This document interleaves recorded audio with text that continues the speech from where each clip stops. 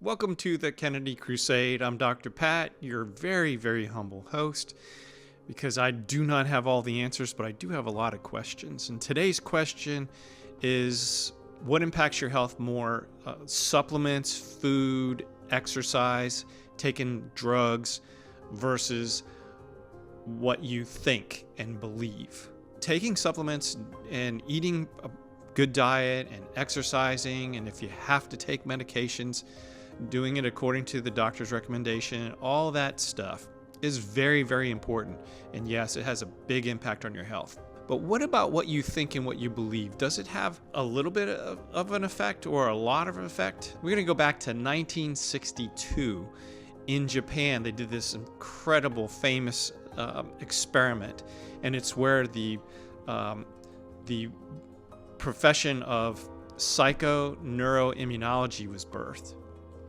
So, psycho, what you're thinking, your neuro, what your nervous system is doing, and how it affects your immune system. The researchers did a sham experiment where they convinced the public that they were looking to cure poison ivy. So these children were screened to have a hypersensitive reaction to poison ivy. And so there were, I believe, about 12 kids in the group, and they put them in a room, and the researchers came out with gloves on and everything, and they had a leaf which was poison ivy, but they said, this is not poison ivy. We're going to just put a little rub right here, and because it's not poison ivy, you won't have an eruption. It'll be fine. That's our control. Okay. Then they came out with a leaf that wasn't poison ivy, and they said, this is poison ivy. And they said, we're going to put this just a little bit, we're going to touch this area here, you're going to get an eruption right there because you're hypersensitive to poison ivy, and so, but it won't be bad, and then we can treat it with our new cream formula. So the kids came back the next day, and wouldn't you know, 11 of the 12 kids had an eruption on the non-poison ivy leaf side. What's going on there? We're finding out now, all these years later, 60 plus years later, we're finding out through the development of psychoneuroimmunology, and everything in this planet emits a frequency.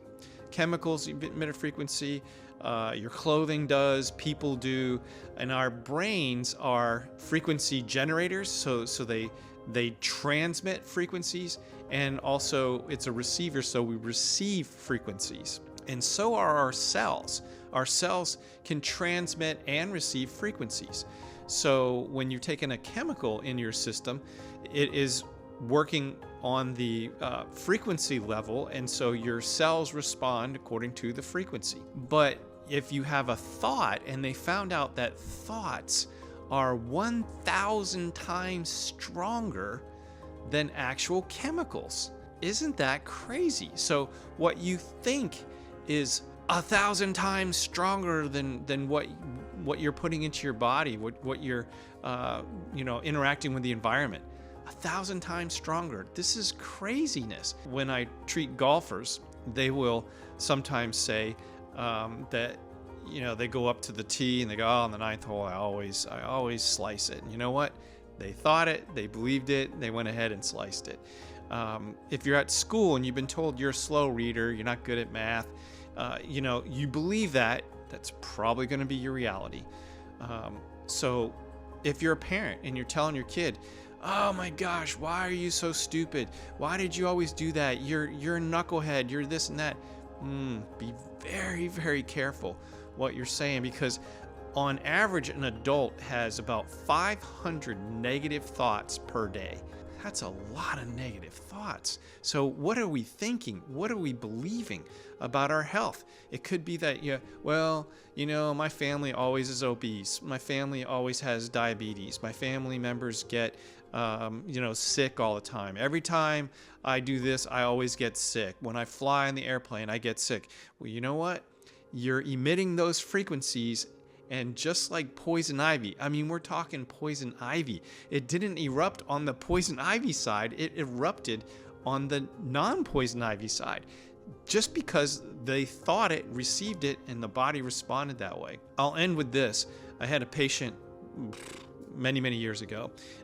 This lady, young lady, she was in her 20s. She was a real strong security guard at a prison, and she had a horrible disc herniation in her back, barely walk, and she was, very depressed because she was very active. Long story short, she was getting spinal decompression, she was getting chiropractic care, she was getting physical therapy care.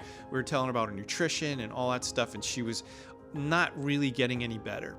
And we did some x-rays and found out, wow, she really is improving. But in her mind, she was still hurting just as bad.